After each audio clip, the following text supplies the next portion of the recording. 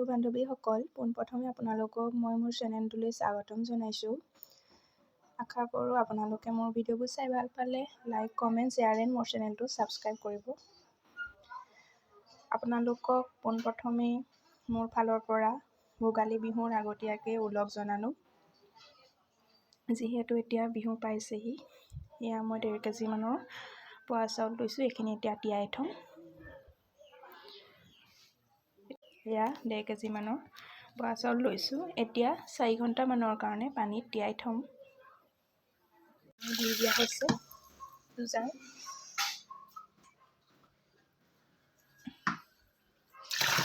3 জাৰ পানী দি দিয়া হ'ল 1.5 কেজি চাউলত।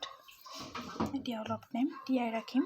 যিহেতু বৰা চাউল কোমল হ'বলৈ অলপ টাইম লাগে, 4 ঘণ্টামানকৈ তিয়াই থ'ব লাগিব।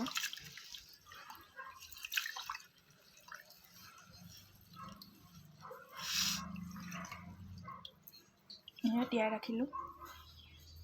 চাউলখিনি কোমলাৰ পিছত 4 ঘণ্টাৰ পিছত এই পানীখিনি ধুনীয়াকৈ খৰাহী এটাত টুকি লোৱা হ'ল। এতিয়া পানীখিনি নিয়ৰ হ'বলৈ এনেকৈ তলত চৰিয়া এটা দি ওপৰতে চাউলৰ খৰাহীটো থৈ দিছোঁ।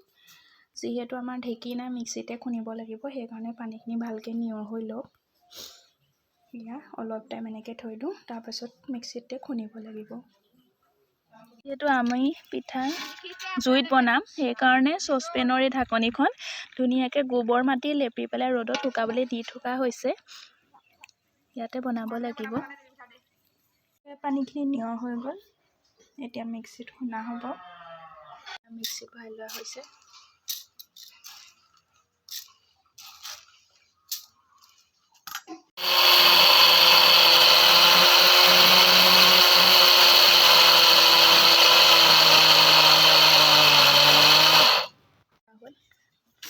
এতিয়া চালি থকা হৈছে।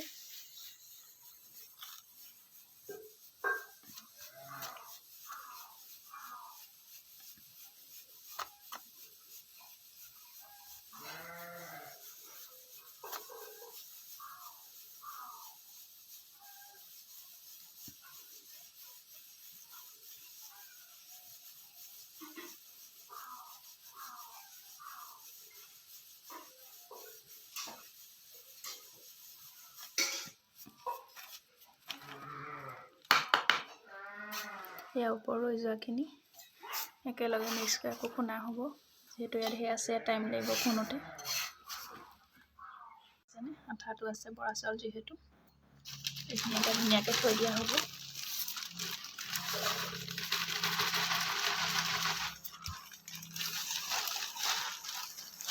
টিপি যাব লাগিব, তেতিয়া আঠাটো থাকিব।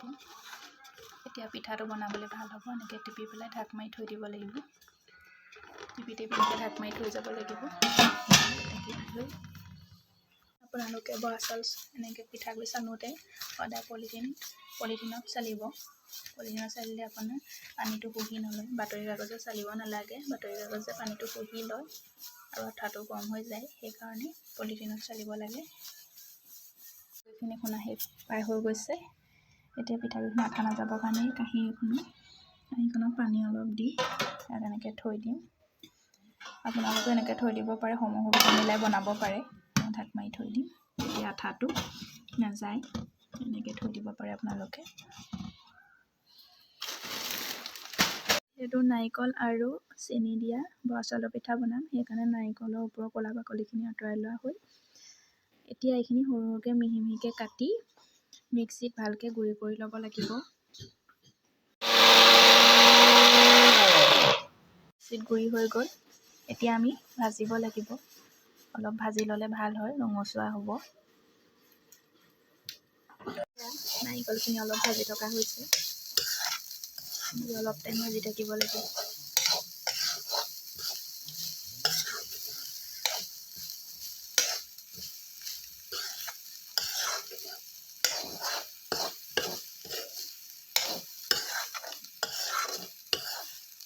এয়া 5 মিনিটমান ভজাৰ পিছত নাৰিকলৰ পানী ভাপটো আঁতৰ হৈ গৈছে আৰু নাৰিকলখিনি ফচফচীয়া হৈছে।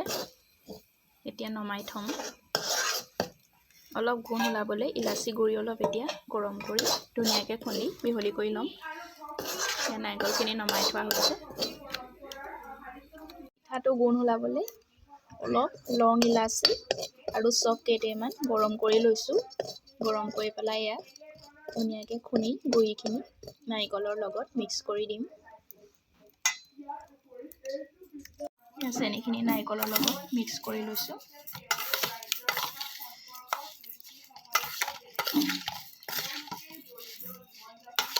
ইয়াত ভাজি লোৱা নাৰিকলখিনিৰ লগত চেনিখিনি মিক্স কৰি থোৱা হৈছে। ধুনীয়াকৈ সংমিশ্ৰণ কৰি ল'ব।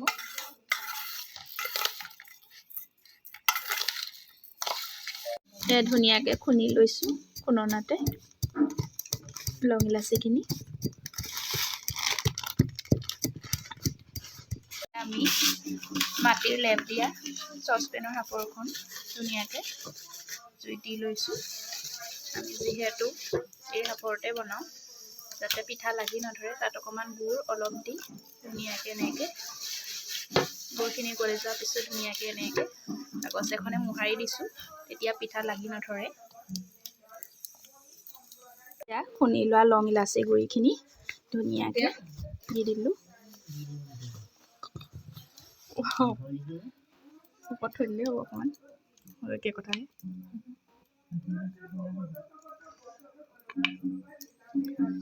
এতিয়া কালি আমাৰ দি দিবা আকৌ। মিহলি কৰি লৈছোঁ লং ইলাচি গুড়ি আৰু চেনি নাৰিকলৰ গুড়িখিনি।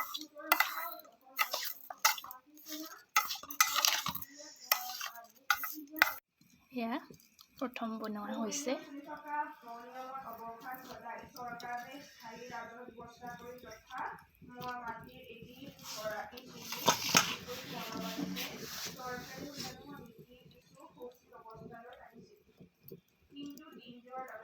এনেকৈ অলপ অলপ দি ল'ব।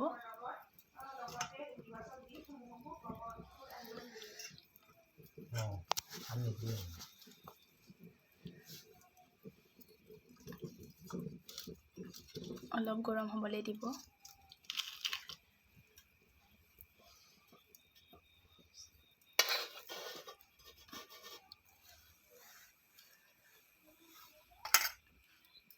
তাৰপিছত এনেকৈ ধুনীয়াকৈ পকাই দিব।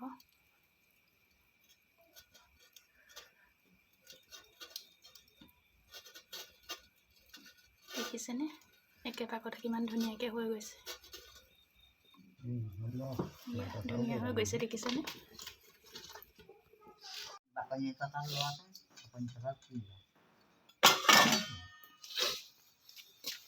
এয়া ধুনীয়াকৈ দেখিছেনে কিমান ধুনীয়াকৈ হৈছে, অকণো লাগি ধৰা নাই।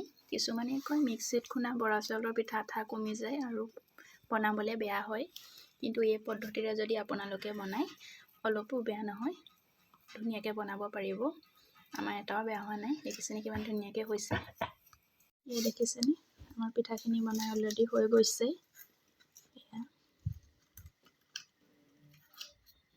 এয়া হৈছে নাৰিকল আৰু চেনি দি বনোৱা বৰা চাউলৰ পিঠা। আপোনালোকেও এনেকৈয়ে বনাব পাৰিব মিক্সিত খুন্দা বৰা চাউলৰ পিঠাগুড়ি সহজতে। আশা কৰোঁ আপোনালোকে মোৰ ভিডিঅ'টো চাই ভাল পালে। মোৰ ভিডিঅ' চাই ভাল পালে লাইক, কমেণ্ট আৰু শ্বেয়াৰ কৰি দিব। আৰু আগলৈ এনেকুৱা ভিডিঅ' পাই থাকিবলৈ মোৰ চেনেলটো ছাবস্ক্ৰাইব কৰি ৰাখিব। বেল আইকনটো প্ৰেছ কৰি ৰাখিব, যাতে মোৰ ভিডিঅ' ন'টিফিকেশ্যনবোৰ আগতীয়াকৈ পায়। ধন্যবাদ।